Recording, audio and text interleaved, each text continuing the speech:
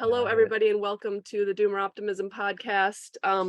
I have Tun Timmy here and his friends who run a brew club. And I think it was a long time ago, maybe a year and a half, that you wrote this long thread about the brew club and how nice it is. And it kind of like went mini viral in our little circles. People just really thinking that that's so wholesome. So I invited the brew club here to talk a little bit about how their club came to be and how it works, and maybe little lessons for all of us in just being a little bit more normal and having fun with our friends. So you get started and introduce yourselves. So I'm Tim, aka Tun Timmy on Twitter. You want to go this way? Yeah, I'm Brian, aka B Sharp. So Brian was one of the founding members. Dan, aka T-Nad. Yep, triple Nad. Does everybody have a nickname? Yeah, we're working on it. So okay. Yeah. Okay, good. I don't know. Do I introduce myself as Grog or? Yeah, I think so. Yeah. So well, I'm Joel. They are sitting in my pole barn right now as I am vacationing in Maine in my barn, which I can't. It's nice up here. Yeah, Brian and I, we kind of got a start in 2012, doing our first all grain. So we went all grain, kind of all in, and we get started on a small system. We've grown it. One of the things I want to mention is that the group that's sitting here has not been together for 10 years. Brian and I have been, but we've had some guys come and go. And I think one of the things that has been the constant is the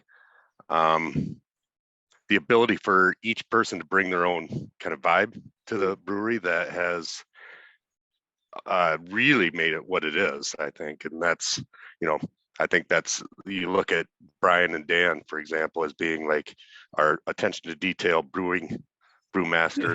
I kind of handle fabrication and building of the system.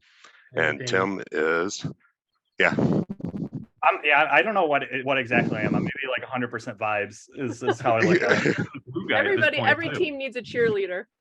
Yep. He's Tun Timmy. That's right. Yep. So I'm curious, like, it's always funny, like, we wrote a little Twitter thread because the club did kind of make a pretty big impact on my life, but I'm always curious. I'm like, it did resonate with people and I didn't put a lot of effort into it. So what really stuck out to you? Because there's got to be guys all over the country brewing beer together just like that. So what was the thing that you're like, wow, this is different or interesting? Well, so I think that probably one of my main things is just like there are a lack of people who do normal things who talk well about it. So it's like people who are just being normal, like in a way that normally guys get together but then also have the ability to like explain what's good about it, and it just seems mundane to them, so that it's not worth like even saying out loud. But all of us any person who's ever had a group of friends knows that feeling. And it's just, I think it's hard to articulate. So for me, a lot of times I'm on Twitter and I say like, just be a normal person. Everybody's looking for like, oh, I'm gonna revolutionize social interactions by making like a Web3 system. And, like it's always like weird stuff. And it's never just like, I'm going to kind of put myself out there, meet some friends and make something together. And so that's what I'm always on about, is like, it really isn't rocket science to make friends and to just do stuff like this. Although I do think like younger generations especially don't have the either like confidence or like heuristics. They don't even really know how to like start making friends. Like, so it'd be interesting to hear how you all found one another. And like, I think just like the history of it would be cool. Cool. So like what made Joel and Brian, what made you guys actually want to brew beer in the first place? Yeah. Well, I remember that. I mean, we got hooked up through our wives, actually, through a mom's group. We both have kids about the same age, and we hit it off real quick and started hanging out. And then I just remember one time saying, Joel, I think I'm going to ask for a brew kit. for Christmas one year, and he got super excited. He's like, "Oh Yeah. yeah, I used to brew back in the day. It's been like 15 years, but it's so much fun.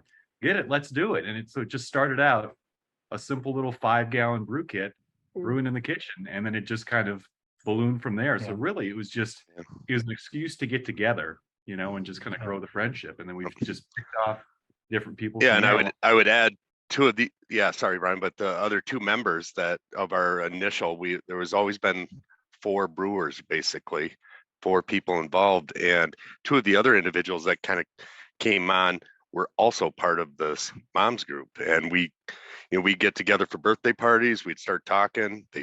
Brian and I were brewing at that point, and we got to give a shout out to the mad scientist that's no longer with us, but this guy Rob Freebird Farage, he was a cool dude to be around and brew beer with, and unfortunately he moved away from us, so we don't get to that interaction. But it was that friendship that came out of our kids and our hanging out with as families, and then deciding that, hey, we like each other enough to hang out together without the families maybe so much. So I think that kids thing is big, because I like to write about that on Twitter as well. I just noticed that a lot of young people don't seem to have a lot of friends, and they don't really know how to get started. So I'll say, like, it's like, you might be really cool, you might have like a lot of cool online friends and stuff, and there's this thing like, nobody in my town is cool.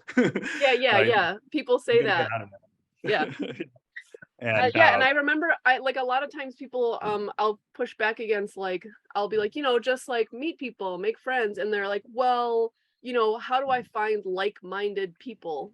And it's like, well, not all your friends have to be like exactly on your same, I don't know, wavelength on every whatever thing you're on about, right? Yeah, exactly. And I think it's a misguided, like, I mean, to some extent, obviously you can't be friends with people who are like super different from you. And if you're like the only weird person in a town that's, I guess, all different from you, I mean, maybe that would be oppressive, and people have talked about that. But it's also like, part of the fun is being different, and being able to make friendships across these differences. Yeah, so it's kind of like a random thing. Like, actually, I ended up, I was invited over, maybe one of the first times I met Joel. I probably met him some other places, but Joel does a big apple pressing open house in the fall. And so I got invited over there. So he's got like a homemade press that he built. And when you come over, you bring some apples if you got them, and we all press them down, and you get to leave with some apple cider. And I remember I was like not going through a great time in my life. I didn't feel like being really social. And Joel showed me how to work the press, and I just sat there the rest of the party, just like, okay, I'm just going to like learn how to use this press. And when new people come, I'm going to teach them how to use the press. And I think Joel appreciated that. He could be a host and do that sort of thing. It's like, if I can't do anything else, I can do some labor here. Yeah. We're on the press that whole time too. I remember that day. I like to be useful, right? Yeah, and there is something like, I actually think, like, just to get sociological about it, I do think that there is like something where if you're making something together, the pressure's off a little bit. It's not just about like talking and making sure we all agree. Like, if you're sitting at a bar, you're like, all right, what else are we going to talk about? I've got to come up with something. Whereas if you're doing something, and that was a part of your thread, there's a flow state to it, and it's something different in quality than I think just like sitting at a bar chatting. Yeah, it's like and I have like that philosophy on parties too. Like, you have a theme, like there's got to be something else going on, and that kind of loosens people up. And there is something about that that's just great. That was a quality that struck out to me. It was like just good to be working with other men shoulder to shoulder, and to be able to feel useful, even if like the way I'm useful is scooping out a mash tun, right? And it's like the worst job, but it's fun, right? It's like, it's my thing. I can scoop out that mash tun, this big pot full of hot grain, and then make it shine at the end of the day. Yeah. So I think that is a huge part of it, is just working with other people and being useful. And you can focus on other things for sure. Yeah. I love that concept of a flow to the brew night though, because there is so much. There's parts of it that feels like, all right, we got to be on task. We're working, to make this a successful brew. But then other parts of it, we're hanging out. Absolutely. Yeah. Yeah. There's something to it. So I'll describe like roughly like a brew night. So it lasts from like 8 p.m. until 2 a.m. Right. So it's a long night. You got to strap in for it. And it's like brewing is like chemistry, right? It's like baking or something. You just have to, if you follow the timings, you get your measurements right, everything works out. Keep everything clean, everything works out. But if you screw up, if you miss something like that, then it doesn't go well. And so that's a big part, is just having different people to bounce things off, to watch over your shoulder. It's like parity, to make sure you're doing it correct. Yep. So that's a big part of it. But when you screw up too, then you overcome it. You try to figure out how we're going to fix this as well too, which is fun to always try to figure out between the four of us. Yep. And that's always part of the flow, because there's always something that happens. There's always something. We're improving. Yep. That's funny. And it's not like, I'm curious to hear, it's not like it hasn't just become rote now where you're just doing the same thing every time. Like how does it differ every time? Well, Go ahead. Okay. Go, Joe. Yeah, I would say that one of the things that we've been doing as a group, us four specifically, is always trying to enhance the process. And it's usually through technology, or it's through maybe equipment, or altering a process. One of the things that has absolutely revolutionized our process, among many things, but is our kegging, just putting the beer from the fermenter to the vessel. This is Dan's realm, even though Tim and I had to do it last time by ourselves. We got it, we figured it out. But the point I want to make is that we add complexity, whether we need it or not, to our processes. And so that always brings in, that the unknown. And so if we run up against something, then we're immediately having to troubleshoot that. And I think that breaks up maybe that monotony of it's not my mom's bread recipe that I can repeat. It's something that we're trying to scale up at the same time as build out enhancing. Yeah, one of the examples I gave was like, that's my perspective. Yeah, like an example I gave was like when we first started out and things were smaller, you'd clean stuff, and like cleaning is a big part of brewing. Like that's a part no one likes to do, and it's fun with friends, right? Like if you have this big pile of dishes to do, it's not that great, but if you're sitting there with a buddy, it's all of a sudden fun, right? Yeah, I'm sure. I never worked in a restaurant, but I'm sure that's part of the deal, being a dishwasher, right? There's some camaraderie to this big drudgery type task you have there. So when we first started, it'd be, you'd take a big pot and you'd carry it out to the driveway and spray it with a hose, and then things got bigger and you can't move it anymore. So yeah, there's always some sort of new tweak to the process, and something that can go wrong, right? And do you guys use different recipes every time? Like how does choosing the recipe to get determined? Yeah, it's a good question. There's definitely some standbys. So Joel and Brian have, like, there's a few things we do. What are the staple standbys here? We just talked about what we'd be brewing in September. Yeah, we talked Oktoberfest for September, but we've got a wheat recipe that we've brewed, probably 10 times now over the past many years. Yeah. So there is that kind of cultural thing of like, yeah, you should have a wheat beer in the summer. You should have an Oktoberfest in October. We did a Christmas ale around the holidays, so we will do that again. But a lot of times it's just kind of random, like, we'll kind of rotate, have some recipe pickers. Now it's just kind of whoever, it's not real formal. If somebody's got an idea of something to brew, let's do it. Yeah. And what about naming? Naming, is there any process for naming the beers? That's a great question. That usually happens late night. Yeah. After we finish the process, and then just whatever sounds the funniest is what ends up happening. You kind of want to wait for, like, you're kind of like waiting for something to happen. Yep. You're waiting for inspiration to strike, and sometimes it does, and sometimes it doesn't. Some beers just, it's a wheat beer, that's it, right? But ideally, something wild happens that reminds you of the night that you brewed it, or maybe the night that you kegged it. You might have a guest brewer. You might name it after a guest brewer just for fun. You might try to come up with a funny thing, and sometimes it works, sometimes it doesn't. I learned you can't try that hard. You can't force a name. So okay, I gotta hear anything that's suitable for podcast stories. What kind of story, like maybe a story that led to a certain name that stands out, or a night that stands out. I can talk about one. So, like, when we first started, I think my first brew, actually, the beer just didn't work. it was a brown ale, and we had a fermenter, and it just got contaminated somehow. It was plastic. Bacteria within the fermenter, and it just made the whole batch taste bad. Right. But you still want to have some sort of beer to show to people. So, you'd kind of drink it. And it was just like super sour. And I'm like, I wonder if we could just rebrand this as prune sour. It's kind of got a prune sort of look. We'll call it a sour. So we'll call it prune sour, and we'll try to choke it down. And didn't really work. No, we all ended up dumping those kegs at some point. Yeah, we all It gave was up. just like, no, this isn't going to happen. Yeah. And so, and now as we rebrewed it, we call it like PSR. It's an acronym. It's like Prune Sour's Revenge, because we finally got it right. We've got a stainless steel brewer fermenting vessel that we can't screw up anymore. What are some other ones? I think the one that comes to my mind is the Wort Blast. Yeah.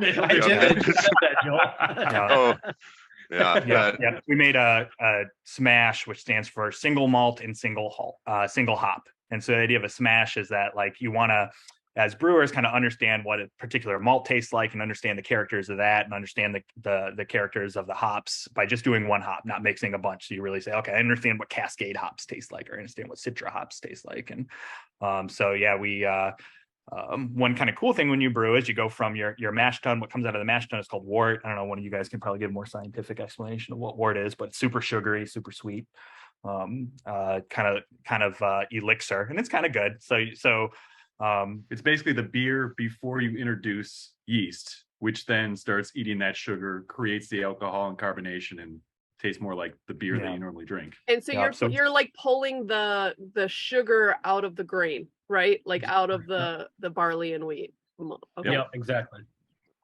Yep. And so I think I was probably drinking that. I was interested. Like, I don't really like, I'm not like a crazy beer nut. I like beer, but that's not the main reason I do this. I'm not like chasing a taste or something, but I'm curious on how it all works. I'm like, I wonder if people just kind of drink this wort. Like, it's kind of hot. It kind of tastes like a tea. It's sweet. It's kind of good. And I don't know. I think I must have been drinking a lot of wort that night or something. And Joel has the thing where he just like to get a rise out of people just by yelling unexpectedly. So he just started yelling like "Wort Blast!" like way too loud.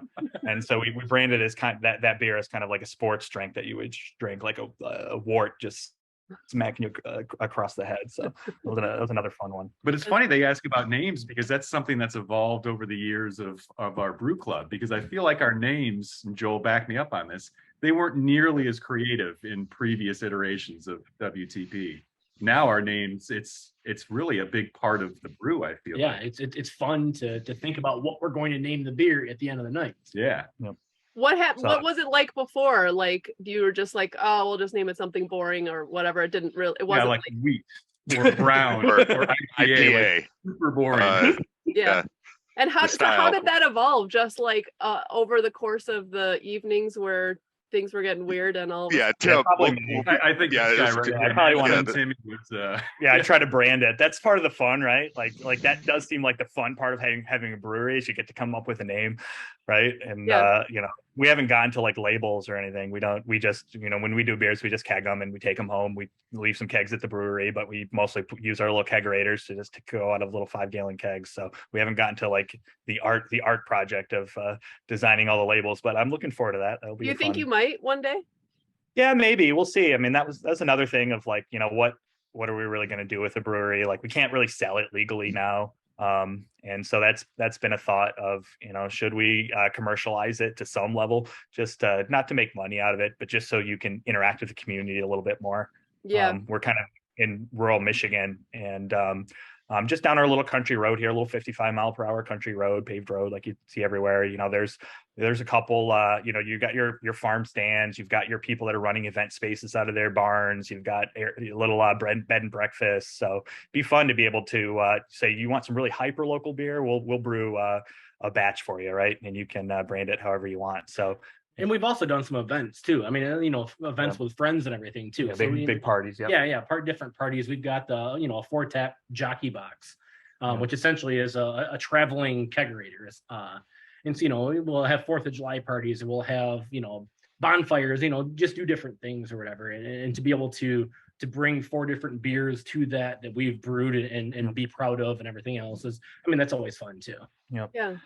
I just, I don't know, it just seems to me like there's I oftentimes tell people to get involved in some kind of active production. We used to brew beer at home, whether chickens or whatever it is, and weird things happen when you're producing something, and it's not necessarily like the product that you're producing, it's everything else around it.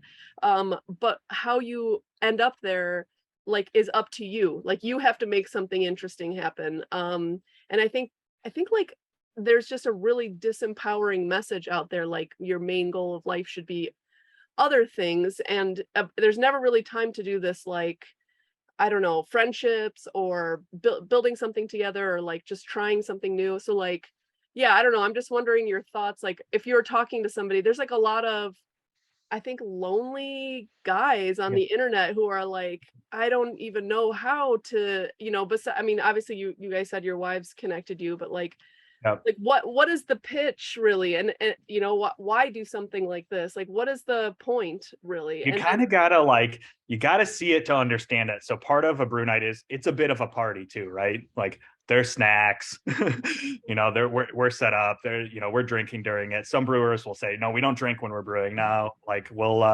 have fun. So there's a bit of a party thing, but there's just something that happens when you're working with other people. I think it's like Simon Saris on Twitter, I think is his name, posted something about like the fastest way to build a friendship is to just build something together. Mhm.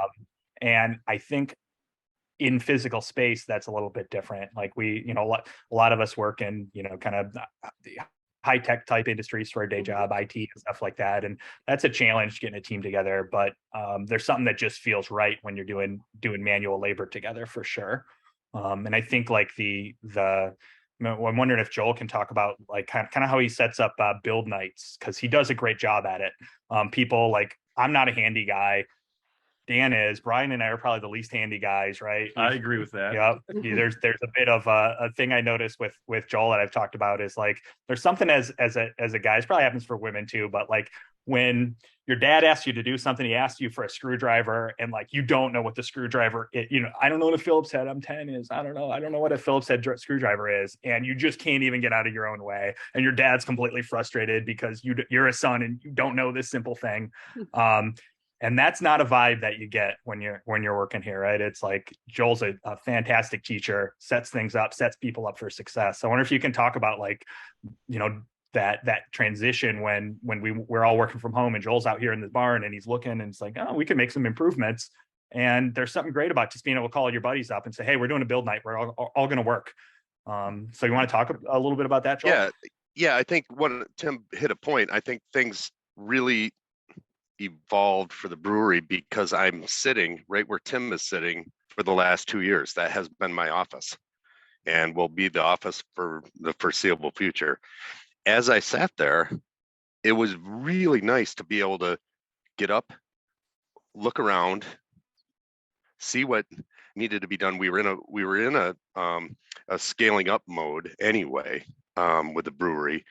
So I would start to line things up as to what would be next or how would we get through. And it just, I could do it, but it wouldn't nearly be as fun. And we weren't brewing either. So this was an opportunity. I would have to be honest and say I made excuses up to build things so we could get together and hang out. Right.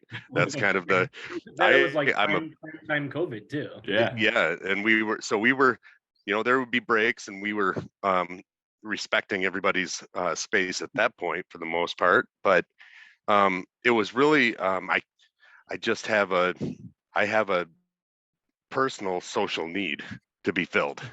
And these, it's through male friendship. And I think the ideas around scaling up means that I may have the idea, but I may not have the full implementation ability, or there's got to be somebody to sound off. And to have a brew club like this is say, hey, it'd be great if we had a new fermenter, or it'd be great if we hooked up a new pump this way, and think about those things. So when we got together, it wasn't as if I knew exactly how everything was going to line up. So having Tim mentions my patience 12-year-old would say no, he does not have the patience. But as we're working with these guys, these are we're all kind of building it together, and it may be in my space, but that's not how I treat it. That's not how I feel about the space itself. I mean, these guys are sitting in my barn.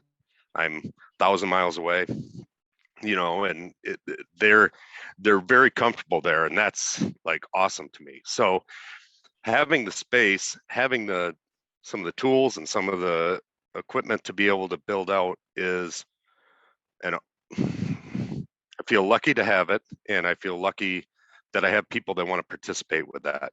So I think getting back to maybe one of your points you were trying, I mean, to give advice, the only thing as far as a friendship for maybe some of the younger men out there and some of the other individuals that are expressing hardships of finding male friendship and that sort of thing, got lucky.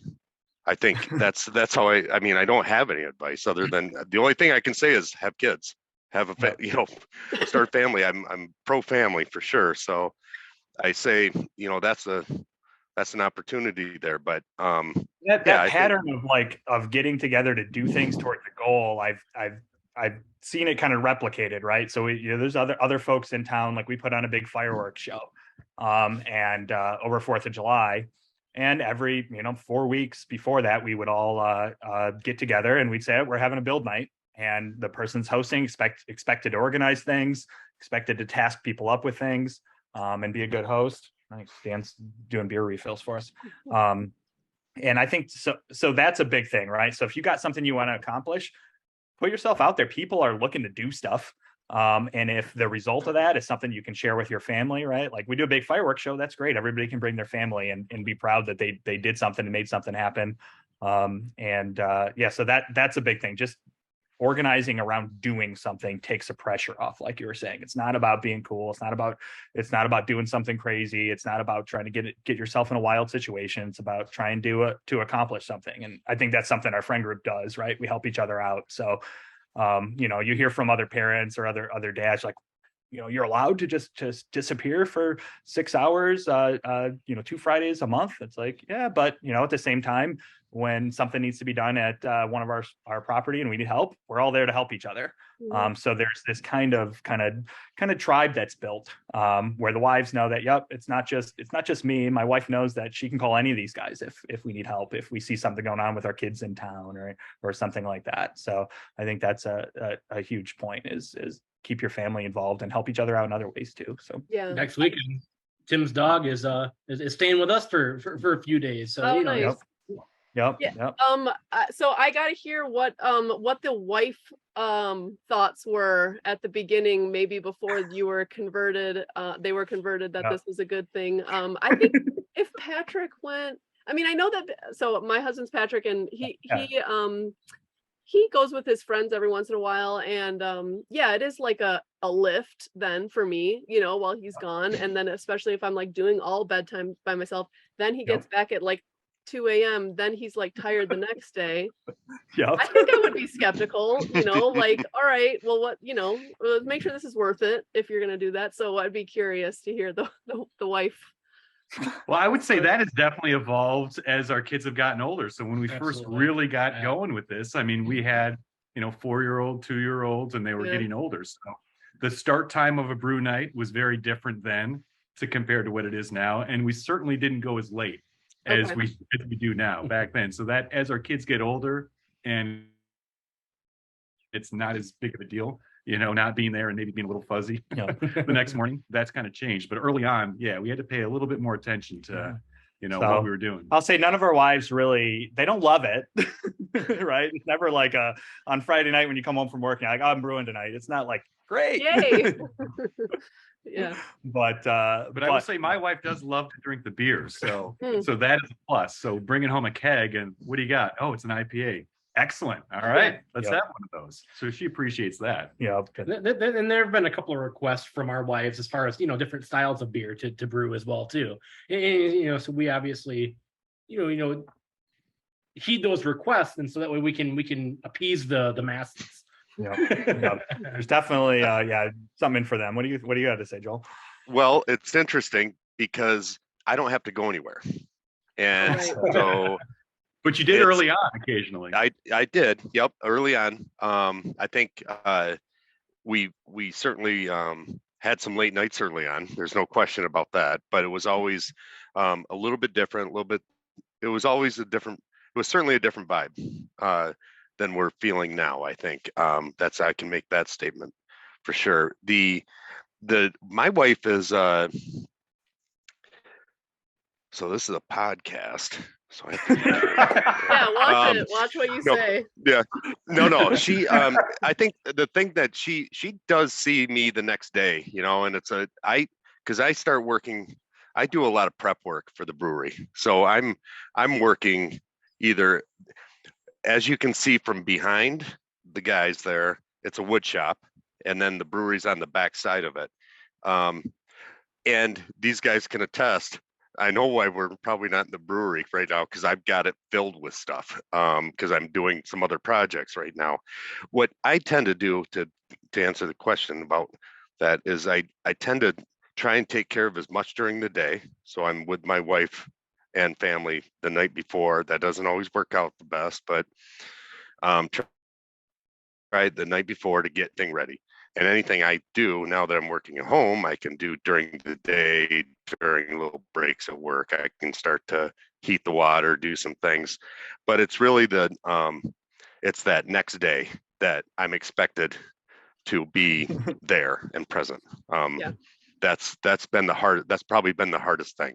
She likes that I don't have to go anywhere and I'm there that night, but I have to be present the next day. So that doesn't always work either. So there's give and take, but yeah. I think that there is something to I think like strengthening everybody's families by, we want to keep that in mind, right? Like, so we'll have parties together. It gives people stuff to do, and I think it really strengthens everybody's family by having all these different people to come and do work, and we try not to abuse it, and try to make it obvious when we're going to be helping each other out to do something that's good for the family. But sometimes that strength comes a little too strong, because my oldest daughter was dating Joel's oldest son for a little bit. Really? Yeah, right. So yeah, there is that does happen. That was fun. Middle school romance. Oh my God. Group. You know what? There's actually people on Twitter who talk about this, like obviously not arranged marriages, but your families are picking the families you want to be around so that your kids are around each other. And then, it makes it a little easier if you like the parents and the family already.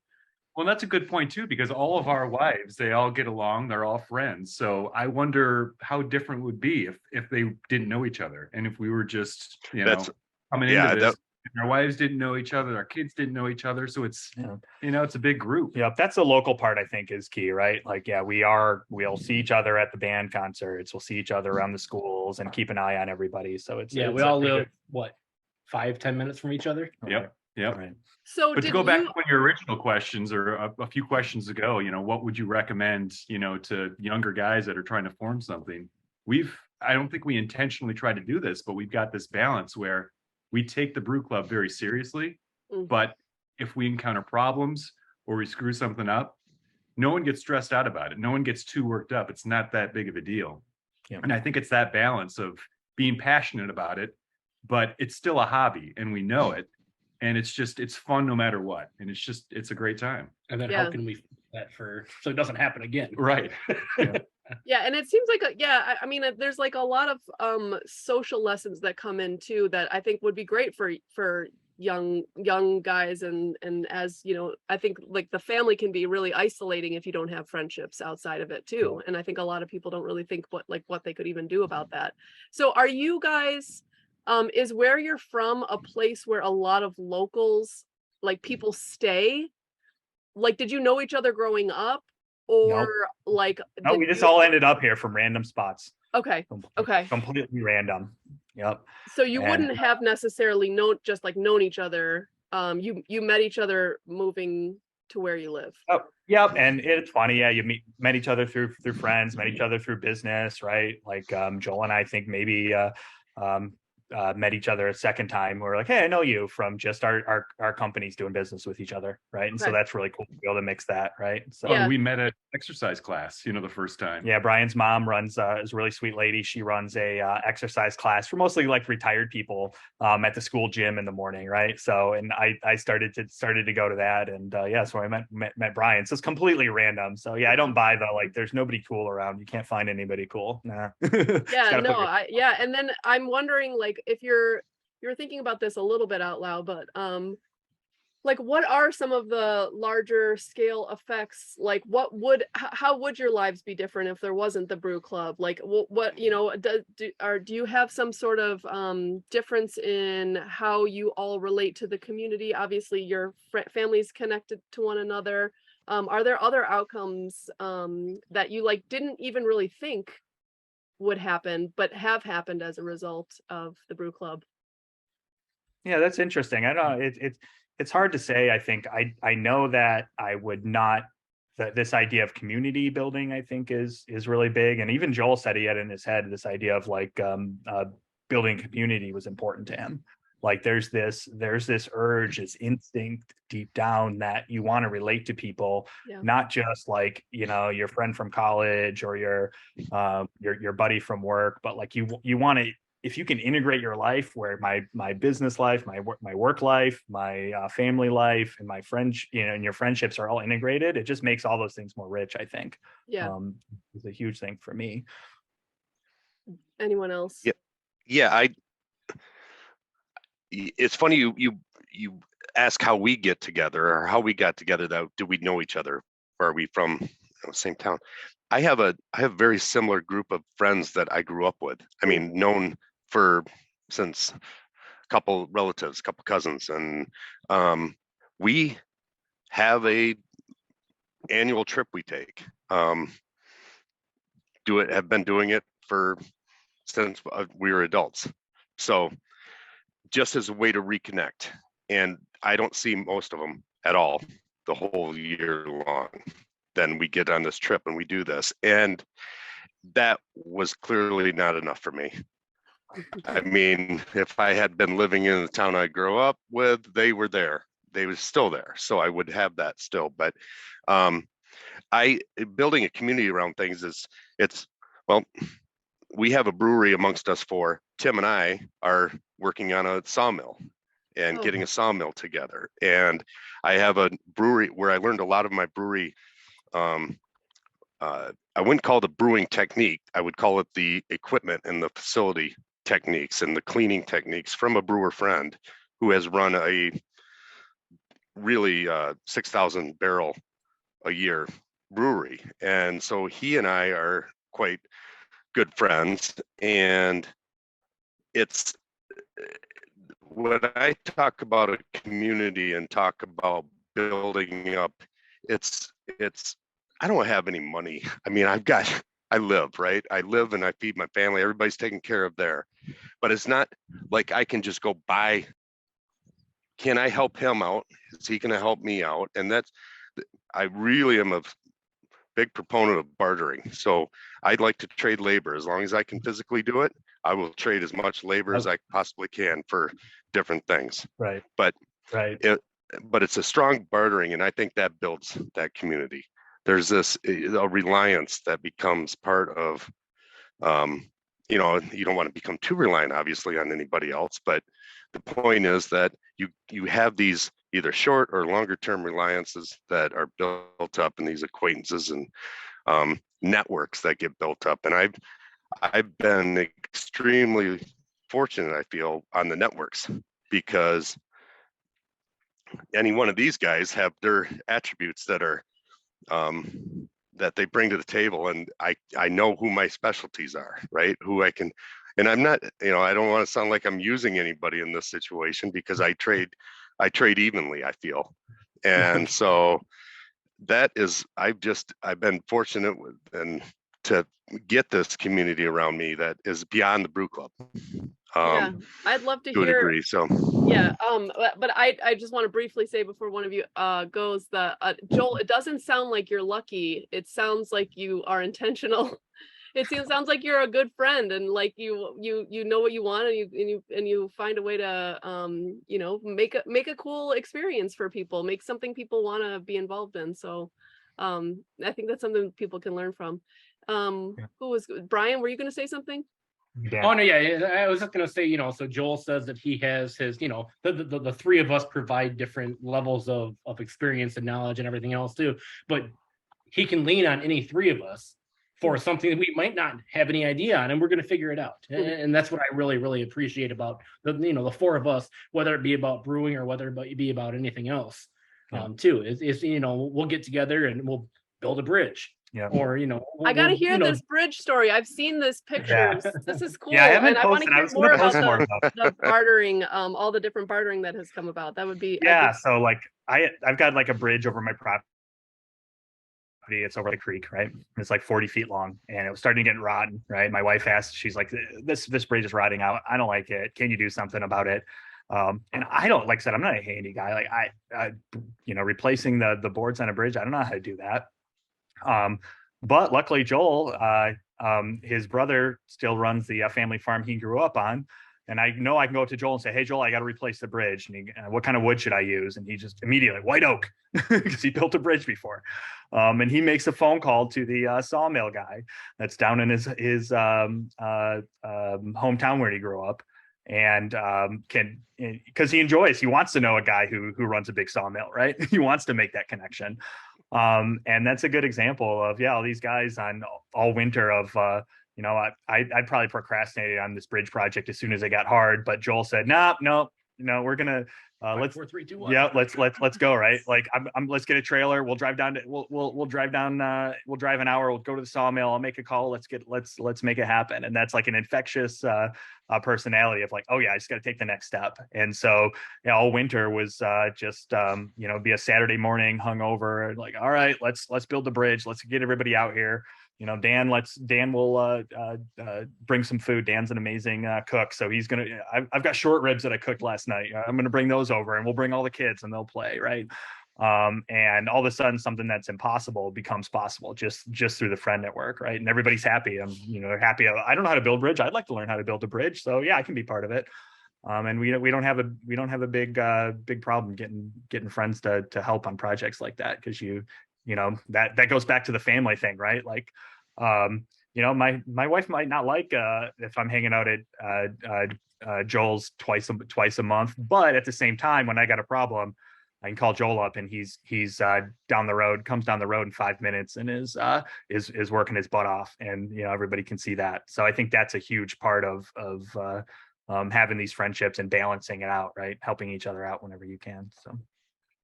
Do you guys have anyone out, like besides you four? Is there any, like, are there other guys you're meeting who are like either interested and or like get involved in the other bartering stuff? Like, is there ever no, if we add more people, it'll like change the vibe or something like that? Yeah, that is always a worry, right? So like there are times when, like, and I'm pretty bad about this. Like I want to like merge my entire friend group together. I don't want to, I'm too lazy. I don't want to have like different friend groups. I want to like get everybody together. But you got to be careful about it. So we will have guest brewers that will come out, and it's kind of probably we never really say it, but there's probably a vibe check, right? Yeah. Always. Right. Of like, are they going to get along or not? Right. Well, it's like Brian saying to me, I'm coaching soccer with this guy, Dan Neville. And I think he'd make a really great addition to the brewery. He's brewed beer. He knows what he's doing. And it's like, I don't know Dan from I met him at Tim's house, actually. Yeah, it was a Halloween. Many years before. Well, a couple years probably before we actually started brewing. And okay, well, we'll try him, right? We'll see if it works out. And it was that. But what I think this larger friend group Tim references, there are several in the larger sphere here that I feel very fortunate to have met now, just because they're cool to hang out with, just more interesting perspectives on life and what they're doing and how they're doing it, and very capable and Yeah, my friend Andy runs a worthy of construction respect. company. Yep. Yeah, exactly. Yeah, posted photos of like barn building, right? He's kind of a maniac and will like build a massive barn so that his son can play basketball in the winter time, right? And and so that's a big deal, right? So we go over there in the winter time here. We go over there once a week, bring our kids, we all play basketball. Totally same technique, right? He's got a project, he's building a barn, right? That kids can play basketball in. And so if he needs help cleaning something up, we'll all be there. We'll all be willing to work and put in the labor because we enjoy it, right? We enjoy the fruits of it. So there's definitely all sorts of characters around town for sure. Are there any are there any like stories that have become lore among your group? It's funny you say that word, lore. Yeah, it's funny. Yeah. There's like there's a massive lore library, and I'm trying to think how many are like called the ledger. Yeah. So I'll go through a couple things. So we do. This is a pro tip for people out there building the club, right? So we've got a ledger, right? And so it's a book where every time you have a brew night, you write down what happened. You write down what improvements did you make since last time? What are you planning on doing next time? Yep, got the lore book here. Might draw some pictures in there. There's Joel fell asleep in his hammock, right? Let's put that in there, right? Because it's fun to look back on. And so there is a lot of lore building going on. I'm trying to think of good ones to share that would be kind of when Joel lost his phone in the river at your house. Yeah, they're I don't know. I'm trying to think if I want to go down that that alley that much, but I mean Joel is a fantastic storyteller. That is definitely part of it. He is central to many of the stories, I feel like. Yeah. Yes. He had Joel when he got out of high school, went up and became a fisherman in Alaska, right? That's the type of guy he is. So he's got a barrel of them. Of stories that go along with it for sure. I'm trying to think of a like a brew story that would, yeah. And do you guys? Well, sorry, you guys go ahead. I was just gonna ask. Go ahead, Joel. What, Joel? Do you have a story you want to share? Are you cautious? I'm being a bit cautious, but I tell you, I don't know, Ashley, if you have children? Yeah, 3 girls. Okay. So you know how things are at the very beginning. So Brian and I, our first grain brewery, our first all grain beer batch that we did was, I think, like 5 days before my youngest was born.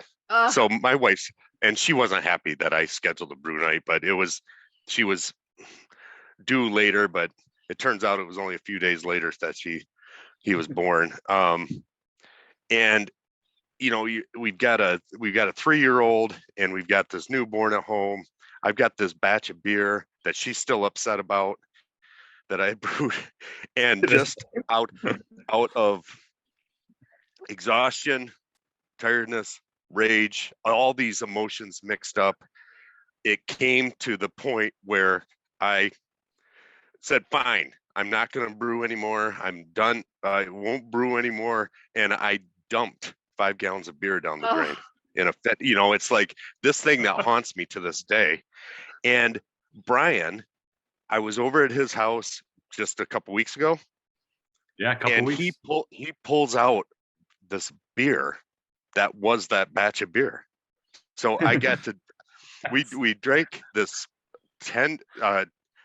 12-year-old, no, I mean, sorry, he's not, 10-year-old beer that was absolutely delicious still.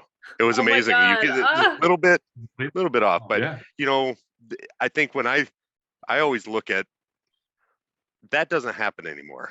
We've got things under control, and my wife and family are much more balanced now, I would say, from that perspective. But I always think about as that being my most traumatic brewing episode, as we, in my mind, that's lore in my mind, because that won't ever happen again.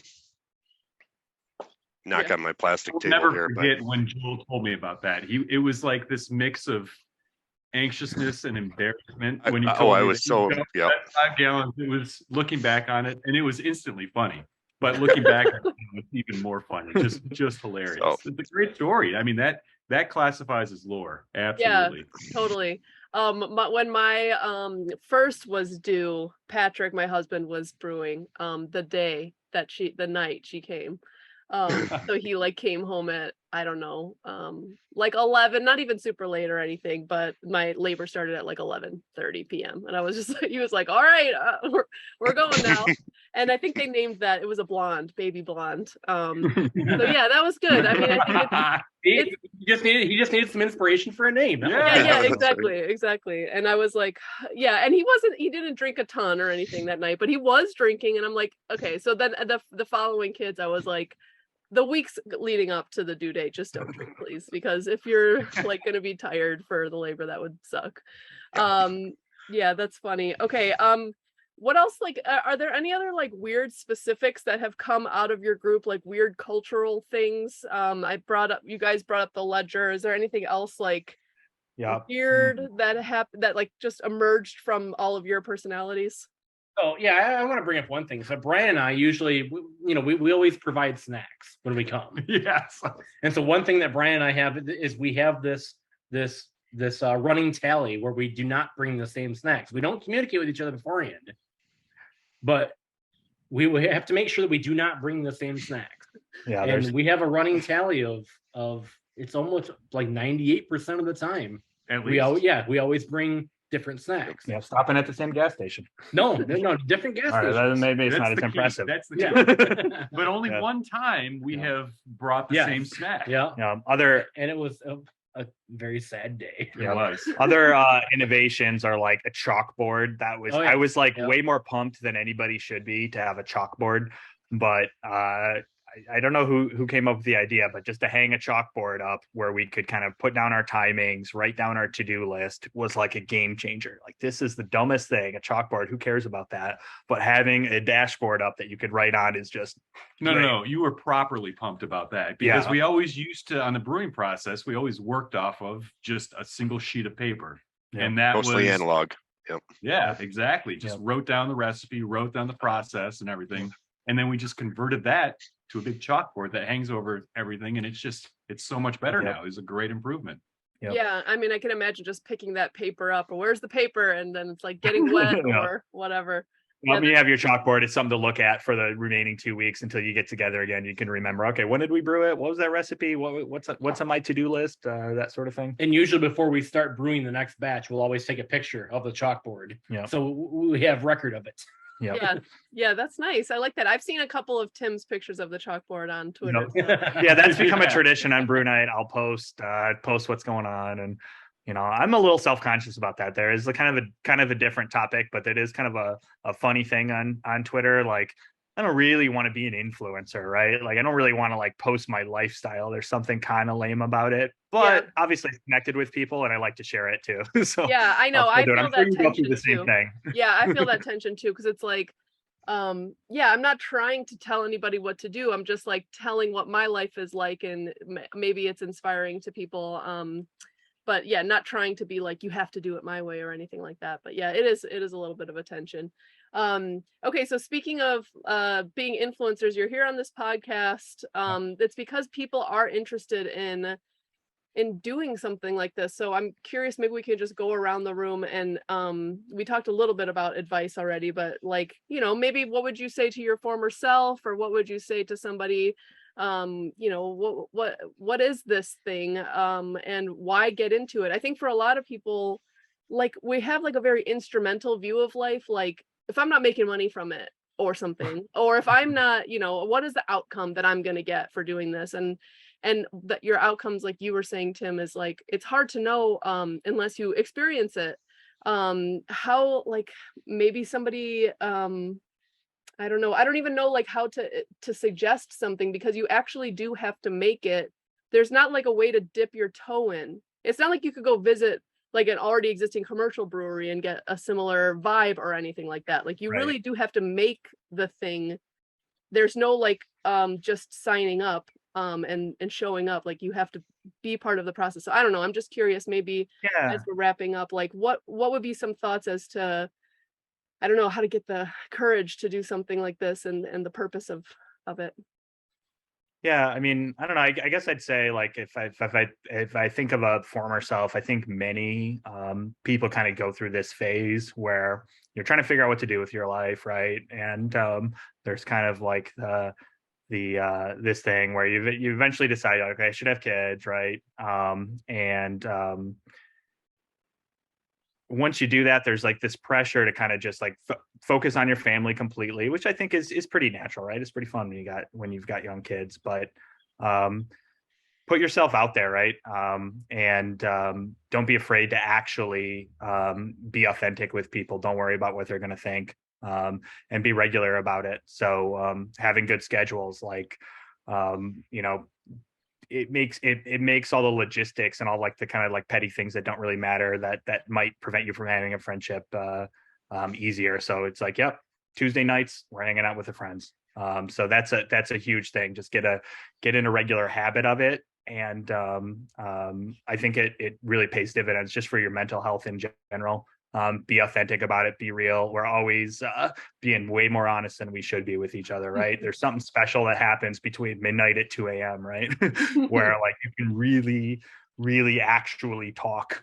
And I've really come to appreciate that. So I was talking to a friend from Lithuania that was just surprised when he moved here. He's like, I don't, in Lithuania, like we talk till 3 a.m. every party, and I haven't been able to make friends. And I look around in my neighborhood and I see there's nothing going on. Their lights are off, nothing's happening. So if you feel that instinct that deep inside you, there should be more. Like you got to go out and do it. You got to make it happen and put yourself out there. Yeah, I love that. Yeah, I'd say Tim kind of took the thought right out of my brain as far as put yourself out there. I mean, so I met Tim through wives through Girl Scouts. I met Brian through soccer. I met Joel through these two guys. Yep. If I was an introvert and just wanted to isolate myself to home, would I have ever met these guys? Probably not. And I'm grateful that I did. Yeah, and when you do put yourself out there, find something, and this is along the same lines as what Tim was saying, something that is somewhat regimented, something where you do something and then you have to do something a couple weeks later, and just that pushing it forward and something you have to keep meeting and doing. And that just helps it forward, because not everyone is, so extroverted to where they're going to be reaching out and doing something all the time. And, that just brings a mix of complex people and personalities together. And it's been great for us. Yeah. All right, Joel, you want to wrap us up? Yeah, I think a couple pieces there for sure. It's not, I'm certainly described never as an introvert. I think the things that I look to do, but I always need help. I seem to, I'll do fine once I have 1-2 opportunities. I think that's one of the things. So that goes along with putting yourself out there. If the first one doesn't hit, there's going to be another one if you continue to do that. The other thing is that once you get there, this authenticity that Tim talked about, I have to say that I have appreciated the ability at, may not be 2 a.m. because I'm probably in the hammock by then, but 1 a.m., that 12, that witching hour, 12, whatever that is when, you've spent enough of these hours together as friends. And I think the authenticity and the honesty is what I appreciate most. I feel like half the things that I've divulged to these guys, I don't remember probably, right? I have that issue because I feel like I get out there a little bit quickly on times, but I think that's the payoff. I mean, you want to be honest, you want to be authentic, and it's never easy to do that in all situations. So I really appreciate the fact that we become such good friends around this thing that we all participate in. And that's just what gets us together. I think what keeps us together is the personalities and the people that I've grown to love, right? So That's so sweet. I That's love what I that. And the one thing that really stands out to me is I think like a lot of young people they build their relationships like on like what's cool, or like the whatever is the newest trend or something like that, and people have a hard time being sincere with one another, I think. But it's a skill, just being sincere and saying what you actually think, and actually liking to do something and saying out loud, I actually like this thing, as opposed to everything being ironic. And yeah, that's like almost like a act of political resistance in this world, just like finding ways to connect with others, be sincere, and making something together, as opposed to just consuming, like at a bar or something like that. There's something really substantively different there. So yeah, this was so good. I appreciate all of your insights. It's really nice to hear your accents. I'm from Chicago, so it's very calming to hear the Midwestern. Yep, Midwest. Yeah, Midwest is representing. Yeah. And yeah, so any final thoughts or anything like that? We didn't even say the name of your brew club. I don't know if it really matters. We can put it. Yeah, you got it. No, I don't. I don't know if it's watch the pot, right? There you go. So this is WTP. This is it's an inside joke that's too long to explain, but that reminds us that even we're there, we're having fun, but if you're not actually reminds us what we're actually there for, to brew the beer. So sometimes we can have a little too much fun, and that pot might boil over and put our fire out. So it's a constant reminder that it's about two things. No matter how long we've been doing it, no matter what's been going on, I think the last batch we had a boil over. It was the first one in a long time. Yeah, it happens. Yeah, just a little bit. So it happens. We all look at each other and we point and we say, "Watch the pot." Well, you weren't watching the pot. So that's good. really that's a good sign that you're enjoing each other's company and there's too much fun going on. Yeah, getting distracted. All right, guys, thank you so much. This was so very lovely. Thank you, Ashley. I'll let you all go. I'll see you on Twitter, Tim, and Tim sent me one of your beers once. Yep. Delicious. Yeah. It's a pandemic pills. Oh, that's a good one. I assume you're not coming to the States this summer. Not this summer, maybe in a couple months, but let me know when you're in town. That was really nice. Thank you. So cool. I can attest the quality is extremely high, and I'm a beer snob, so that was awesome. Lovely. All right, have a good one, guys. Thank you so much. Yep, thanks. Take care. Thank you very much. All right, bye.